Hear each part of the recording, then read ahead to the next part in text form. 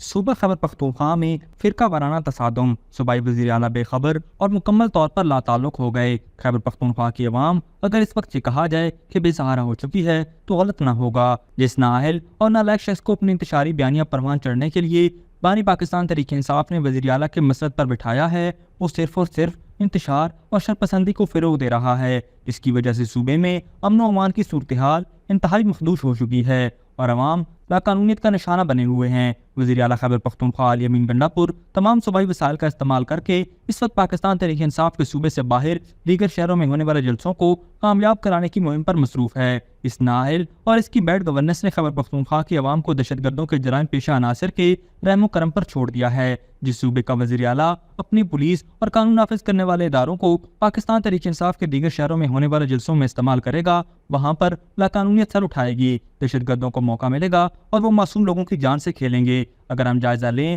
تو 24 سے 29 جولائی 2024 کے درمیان ضلع کرم میں فرقہ وارانہ تصادم کے دوران اہل تشیع مسلک سے تعلق رکھنے والے 37 افراد جاں بحق ہوئے جبکہ 129 زخمی ہوئے۔ اسی طرح اہل سنت جماعت کے 6 افراد جاں بحق اور 23 زخمی ہوئے۔ 18 تا 20 اگست کے دوران فرقہ وارانہ تصادم میں اہل سنت کے 2 افراد جاں بحق جبکہ 3 زخمی ہوئے۔ اسی سلسلے کی کڑی کو ملایا جائے تو 20 ستمبر سے ضلع کرم میں دوبارہ فرقہ وارانہ تصادم کے دوران میں اب تک اہل تشیع کے 12 افراد جاں بحق جبکہ 46 زخمی ہوئے ہیں۔ اسی طرح اہل سنت جماعت کے 17 افراد جاں بحق جبکہ 59 زخمی ہو چکے ہیں۔ مذکورہ بالاداد و شمار اور حقائق کو مد نظر رکھ کر یہ بات کہنا غلط نہیں ہوگا کہ وزیر اعلیٰ خیبر پختونخوا علی امین گنڈا پور اور اس کی کابینہ کا صوبائی معاملات میں کسی طرح کا کوئی عمل دخل یا دلچسپی نظر نہیں آتی۔ یہ لوگ حکومتی عہدوں کو انجوائے کر رہے ہیں۔ کرپشن بھی عروج پر پہنچ چکی ہے۔ ضلع کرم میں جو کچھ ہو رہا ہے یہ اس بات کے متقاضی ہے کہ صوبائی حکومت، وزیر اعلیٰ، اس کے وزراء مسئلے کو حل کرنے کے لیے سنجیدہ کوشش کریں، وہاں جائیں،